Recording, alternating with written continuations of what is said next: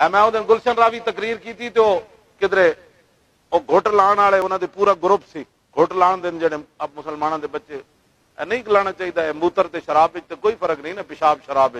ہاں جی یہ تو بہت گندی چیز ہے وہ گھٹ لان والا پورا گروپ کدھر آ کے کھڑا ہو گیا میری تقریر انہیں کہا آج گھٹ بھی بھول گیا تے بابے ساڈی جاگن دی قیمت پا دی ساڑیاں تقریراں سن کے تو گھٹ بھی لوگ بھول جاندے ہیں کیوں جی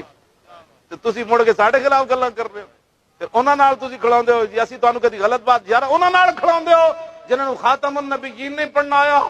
اور تسی انہاں نال کھڑاوندے ہو جنہاں ختم نبوت تے ڈاکا ماریا تسی انہاں نال کھڑاوندے ہو جنہاں ممتاز قادری نوں تختہ دار تے لے گئے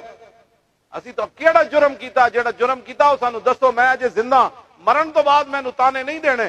آج میں زندہ بالکل صحیح و سلامت ہوں میرا دماغ بھی ٹھیک ہے ہاں جی میرا دماغ بھی کوئی خلل ایسا کوئی نہیں جڑا تسی کہو نہیں جی مولانا صاحب نو لے جاؤ جی جنرل ہسپتال دینا دماغ دا ٹیسٹ کراؤ تسی کدی سنیا ہے خطبہ جڑا میں پڑھیا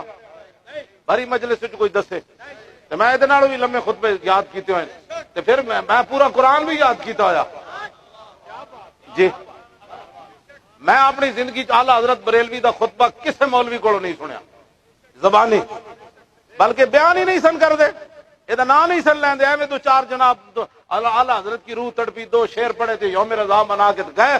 اے تے اسی انہاں نوں راہ لایا کہ نہیں ہوئے امام احمد رضا ایویں